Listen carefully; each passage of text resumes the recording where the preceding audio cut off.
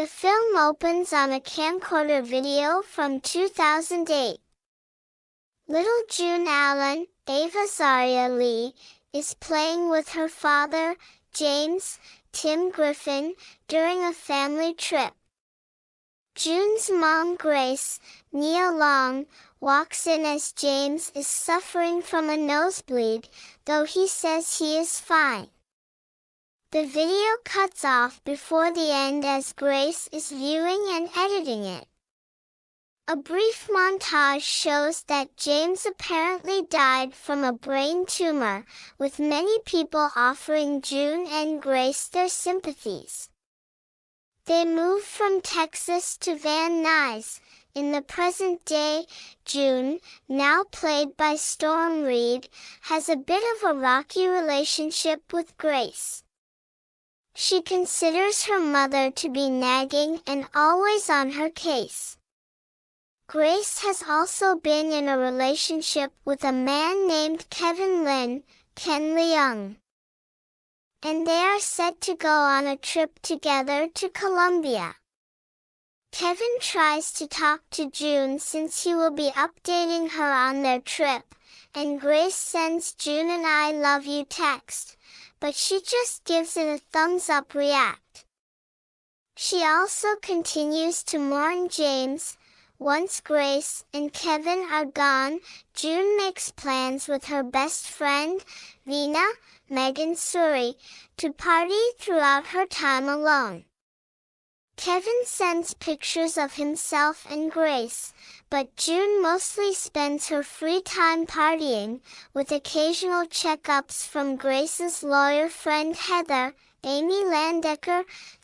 On the day that Grace and Kevin are set to return home, June goes to the airport and holds up a joke sign, welcoming Grace back from prison, but she ends up waiting for hours. Long after the other passengers on the same flight have arrived and picked up their luggage. June calls the hotel and uses a translator to speak Spanish, learning that someone saw two Americans leave when Grace and Kevin were supposed to, but they left all their luggage at the hotel. When June asks if they can check the security footage, the manager tells her that the footage will overwrite in 48 hours. June looks for a cheap worker on Go Ninja in Colombia to help her access the hotel security footage. She meets a man named Javier Ramos, Joaquim de Almeida, pleading her case to him to get him to help. Javi is unable to access the security footage, but he overhears that someone saw Kevin going to a hardware store and get some money. As Javi goes to find a lead, Heather helps June get in touch with FBI agent Elijah Park, Daniel Henney, for help on finding Grace. June and Veena manage to get Kevin's passwords and access his emails. They find blocked emails from multiple women, referring to him by different names like Darren, Kyle, or Luke. The girls learn from Park that Kevin was a con man who was recently released from prison in the past year. But any evidence they may have gathered off of him illegally would be thrown out in court. June and Veena also find that Kevin, his real name, was recently in contact with a woman with the username Bunnacakes, real name Rachel Page, Lauren B. Mosley.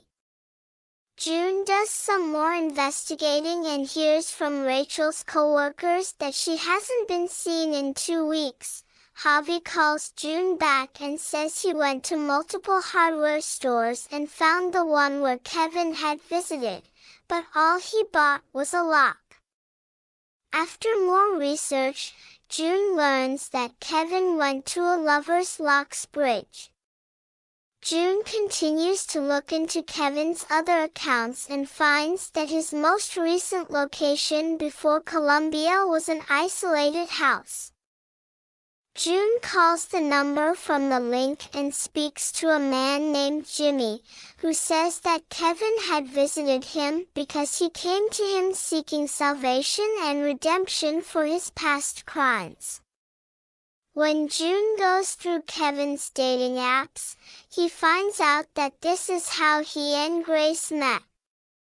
They got on quite well, though Grace alludes to having a secret in her past that she privately tells Kevin about. Park contacts June and shows her footage of what appears to be Grace and Kevin, just after their trip to the bridge, where Grace apparently accepted Kevin's marriage proposal.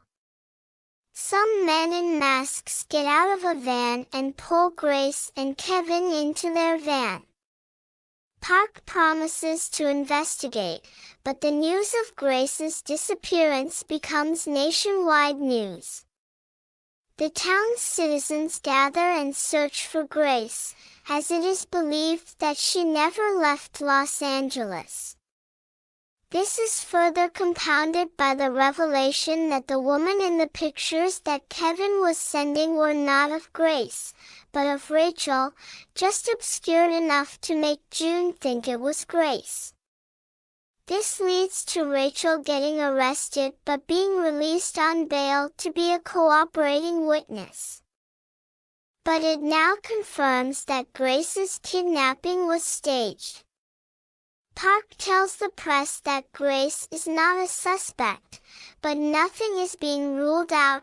June talks to Javi about her worries over her mother, as news of her going under different names and her having a court-sealed case file begins to paint her in a suspicious light. Javi tells her that she and her mother are lucky to have each other. June says he and his, often alluded to, son are lucky to have each other, but Javi says that his son has cut him off after they had a fight, exacerbated by the death of Javi's wife. June encourages Javi to reach out to his son. June finds in Kevin's emails a link to an encrypted messaging app, allowing June to speak to someone in Kevin's contacts under his guise. When June asks for the number, the one she receives belongs to Heather, leading June to suspect that Heather was involved in her mother's disappearance. June uses an Apple Watch that a classmate left at her house, and keeps pestering her to film herself as she goes to Heather's office to get answers. June knocks on her office door and finds it has already been opened. She discovers a file being erased on a computer, as well as threatening photos of herself on Heather's desk. Further searching finds signs of a struggle, including Heather's necklace broken. June enters a closet and makes the horrifying discovery of Heather's strangled body in the corner. Just as news of Heather's murder hits the news, June learns from Park that Kevin was supposedly seen by the border. June goes back on the encrypted text app and finds Kevin speaking to someone on the other end. Vina then sends June a link of a real-time crime tracker app, showing that police have found Kevin in Colombia. They surround him on the roof of the hotel, but there is quick gunfire, and Kevin is killed, leaving Grace's case running cold.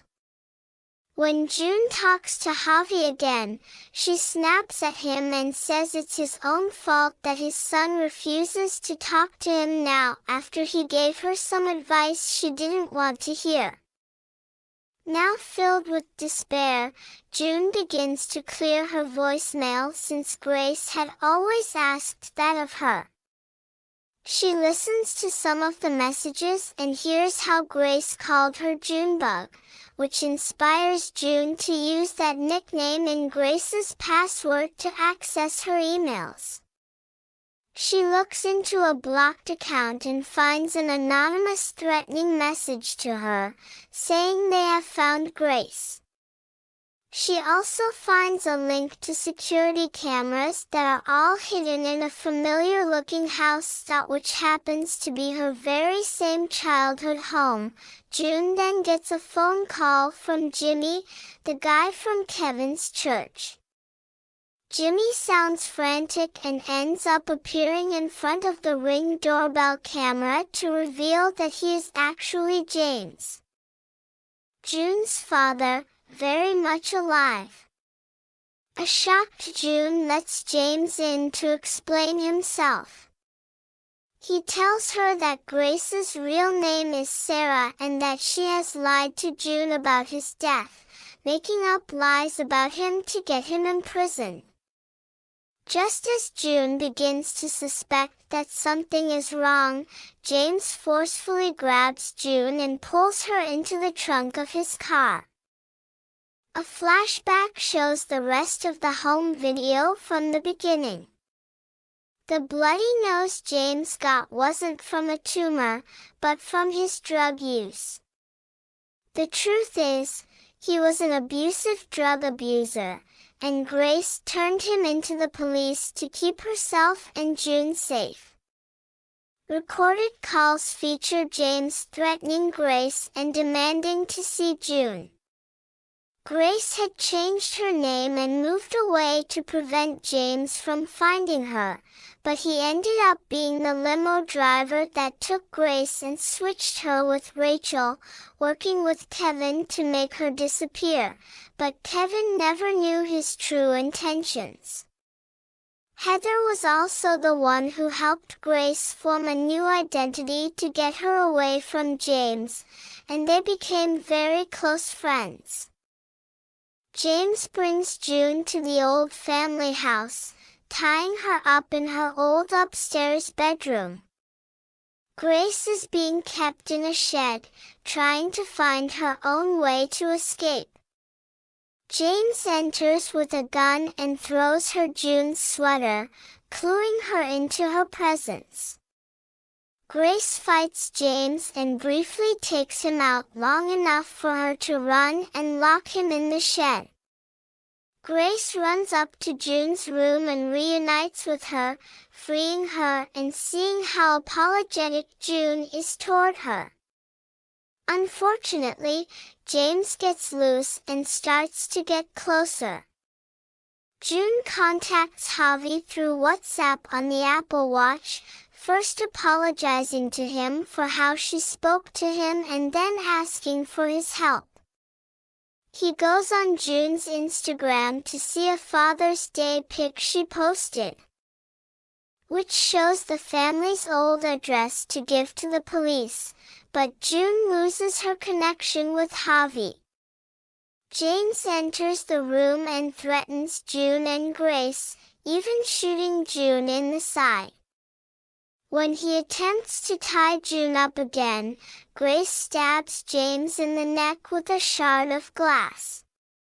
James locks them in the room again and tries to get help, but he slowly dies from his wound.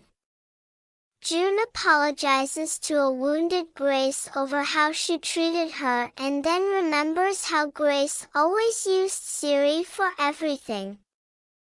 Remembering how her phone is in her room and her laptop screen is still linked to the security cameras, June uses Siri to access her phone and call 911.